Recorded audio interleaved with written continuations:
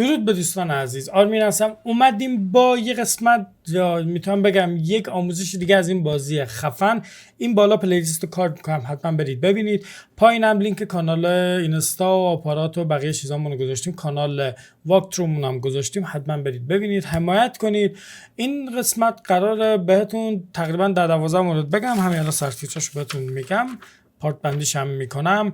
میخوام منابع رو توضیح بدم، یه سری تنظیمات خود بازی اونا رو بهتون بگم و اینکه مهمات و اونجور چیزا رو بهتون بگم، تکسای روزانه‌تون بهتون بگم، حالا خودم نگرفتم میشون، و اینکه یه مقدار از گانا و اما و اونجور چیزا بگم و یه مقدار در مورد خرید و فروش با هم دیگه صحبت کنیم. پس بزن بریم برای ویدیو. در وهله اول گزینه که خیلی مهمه این استشه. شما هرچی لود میکنید داخل بخش اپریشن مود که میرید لود میکنید برمیگردید اینجا همه چیزاتون رو میذاره. حالا من لول 1 اول اینو بهتون بگم که یه سری چیزا هستن که اینجا سورت میزنید. موقعی که سورت رو میزنید به ترتیب اون چیزی که داخل تنظیمات باشه براتون ترتیب چینی میکنه و میذارشون. حالا من دیفالتش اینه. اینجا هم که گانو نمیدونم یه دونه وست و هلمت و بک و این نگهدارنده کارتا و نگهدارنده سیف باکس هست. یه توضیح کلی بدم. اینجا هم 2 تا گانه و از اینجا میکشید میارید اینجا، ترتیب چینی میکنید، میرید داخل مچ. برای اولا من 2 تا تریک دارم که بدون هیچ چی برید و اونا رو بذارید. حالا آموزش تخصصی تر اونجوری بهتون میگم. میگیرید میارید جاش سبز میشه، هر کدومو بگیرید یه حرکتی بدید جاش سبز میشه دیگه. میاد اینجا مثلا اینقدر جا داره، 75 تا آرمورشه که قدرتشه، بگیرید روش پولش میاد و اونجور چیزا. حالا یه تنظیماتی هم که داره اینجا، تنظیماتو میزنید و الان بهتون میگم کدوم بخشه. اینجاست. این بخش که اینجا داره میگه آیتم هایی که 10,000 تا بیشتر پولشونه موقعی که لوتشون میکنیم مستقیم میان داخل سیف باکست.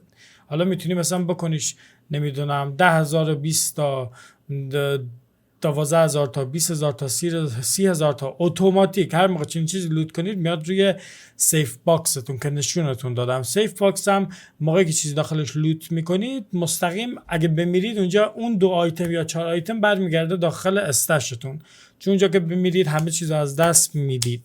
این از این. اینجا که گزینه‌شو من اونجوری زدم. خب اولین وهلش اینه اوتو سورد when opening استش. ما موقعی که میریم داخل استش حالا برمیداریم چیزی میذاریم، باید مثل من دستی بزنی که نشونتون دادم کدوم میزنید.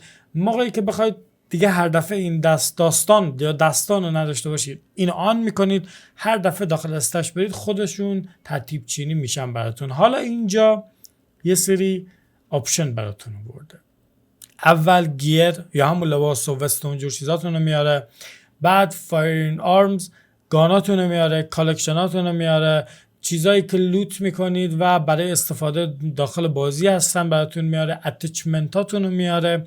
اینجا هم چیزایی که برای جون و کانستبل کلا مصرفیان میاره، کارت ها و آذر. حالا حالا نگاه کنید مثلا الان این ترتیبش یادتون باشه. اینجا حالا ما استش خودش چیز شد، سورت شد. نگاه کن اول اینا رو میاره، خب بعد این کاروبار پوشیدنی اونجور چیزاتون رو میاره، بعد گاناتون رو میاره. حالا کالکشن هم اینا هن که چیزا مثلا شاید مهمی باشن. بعدش این کاروبار کالکشنتون رو میاره، بعد امینیشن و اینا رو میاره. پس باید بدونید چی چیزی رو بر اساس ترتیب چینی بهش بذارید. که حالا مثلا من میام اینجا مثلا گیرها رو میندازم پایین، بعد اینجا رو میارم اینجا، بعد مثلا اتچمنت ها رو میارم بالاتر که بدونم جرنشی کانستبل میارم خیلی بالاتر، حالا تقریبا قبل اتچمنت. بعد کی کارت ها رو میندازم اون پایین دیگه، خودم درستش میکنم. بک که میدید الان نگاه کنید لباس ها اومدن اینجا، اینا اومدن اینجا و تقریبا اما هم اومده، ولی خب متاسفانه اما تقریبا با اینا ترکیب داره دیگه. طالب میتونیم بگیم ترتیب چینی خاصی فعلا نداریم. کانستبل هم اینا منظورشونه. پس این یه تقریبا آموزش خیلی خوب بود برای این بخش. اینم بهتون بگم. حالا یه مقدار در مورد تنظیماتش بگیم. این بخش موقعی که میزنید تیر که به هر کس بزنید به اساس اون رنگی که میخواید بزنید. حالا بعضی صورتی دوست دارن یا صورتی، بعضی زرد، آبی، حالا محدود هست، ولی من کلا همونجوری قرمز خودشو میذارم. اینجا حالا من خیلی تنظیمات رو دارم خیلی ساده و خوب بهتون میگم، خیلی چیزا تخصصی داره. اینجا سنسیویتی اصلیتونه یه مقدار کمه، بیاریدش رو 6، بعضی روی 8 میذارن، روی 10 میذارن، دیگه بستگی به داره. اینجا هم سنسیویتی ها سمت چپ و راستتونن که زیاد من بهشون دست نمیذارم، اگه راستش بخواید خودتون اگه تخصصی میتونید باش کار کنید. این بخش برای فرست پرسن و ترد پرسن که موقعی که دوربین دوربین رو میخوایی برآورد کنید چجوری باشه. برای ایم اسیستا ایم اسیست، برای ایما سنسیویتی مثلا هولوگرام یا رداد یا مثلا اسکوپ 3 و 4 و 5 حالا به بالاتر، اینا هم برای ایرکرافت. اینجا بخش گانره، حالا دیگه اینا رو که میزنید برای ماشین هم حساب میشه دیگه، حالا باید بخونید خودتون تخصصی درستش کنید. بخش کامبت که میاره حالا چیزاتون رو میزنه. فقط من اینجا یه چیزی دارم، یه اوتوران دارم که اگه بزنید این دکمه رو خودش اوتوران میشه، میتونید یه دکمه دیگه هم براش انتخاب کنید. بعد برای واک میتونید یه بار بزنید تاگل، یا حالا اگه درست گفته باشم این گزینه، موقعی که دکمه رو بگیرید ول کنید همون اکشن انجام میده. هولد مثلا یه بار دکمه رو میگیرید میزنید واک میشه، ولی هولد باید بگیریدش. پس این دوتا رو توجه کنید که الان من جلوتر که بریم بهتون دقیقاً میگم داخل اون حالت ایم این باید هولد باشه. موقعی که روی این باشه یه تکه بزنید بره رو ایم، دیگه رو ایم میمونه. حالا برای کسایی که اسنایپر زیاد کار میکنن باید بزنید روی این گزینه. برای کسایی که مثلا من بیشتر روشن کم اسنایپ استفاده میکنن این هولد رو بگیرن که هر موقع دست رو هولد برداشتی از رو حالت ایم گرفتن برداره بیاد. و این هم یه سری تنظیمات دیگه ان که دیگه حالا اگه گجت ها رو بخونید، نمیدونم نکس وپن رو بخونید، حالا من نکس وپن میتونم اینم بذارم. چهارمین گزینه موسم که دوتا گزینه بغلش داره که گانو همون لحظه عوض کنه. حالا بعضی یه دکمه دیگه میذارنش دیگه، خودتون میتونید کاربارش رو انجام بدید. این بخش اسکرین تب نوشته حالت اندازه‌گیری پرفورمنس شما چجور. تمپرچر دمای خود چیزو بهتون نشون میده، دمای سیستمتون رو، بعد پینگتون رو بهتون نشون میده، پکت لاس هم بهتون نشون میده. حالا یه سری چیزای دیگه هم که توی جدیدن اگه عوضش نکرده باشن اونجا هم بهتون نشون میده. این هم بخش مینی مپ و اونجور چیزایی که بر اساس متر میتونید خودتون تغییرش بدید. لنگویج و تکستش هم که خیلی معلومه همه انگلیسن. اینجا هم یه سری تنظیمات هست که میتونید تخصصی بگید کدوم مانیتور، مثلا من ایسوس گذاشتمش مانیتور اصلیم و یه سری چیزا اینجا هستن که زیاد بهش دست نمیزنیم. اینجا فریم ریت داخل بازیتونه، این خیلی مهمه. اگه فریم ریت 60 دارید حتما بذارید.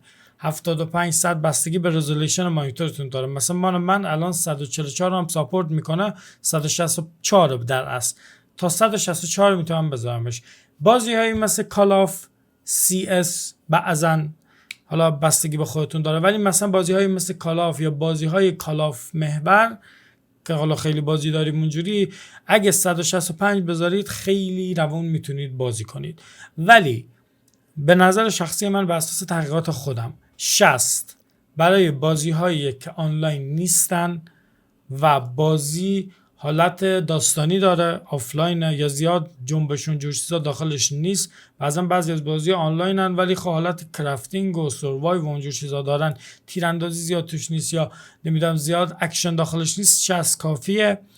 موقعی که بازی های مثل این بتلفیلد یا بعضا کال آف که خیلی مهمه و بازی های این محوریت باید 120 باشه و میگم باید 120 باشه. اگه شما 60 بودید همون 60 بذارید، 100 بود 100 بذارید، ولی 120 دیگه یه چیز فوق العاده خفنه.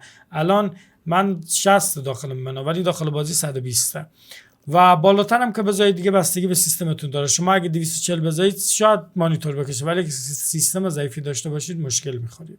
پس اینم حتما بهش توجه کنید. من خودکارم همش دستم. اینجا این اوت آف مچ که کلن یه چیزی خارج بازیتون، منو تنظیمات حالا هر چیزی که هست داخل بازی نیستیم و ما میذاریمش روی 60 بهینشه. 30 هم بعضی بازی‌ها که خیلی ساده‌ان میتونید بذارید. و اینجا هم فیلد آف ویو من همینجا بکنم 100 بهترین حالته. برای مانیتورایی که خیلی کوچیکن خیلی بهتره. برای مانیتور من که بزرگه باز خیلی میتونه کارساز باشه. برای مانیتورایی که وایدن اگه دارید همون 90 باشه بهتره.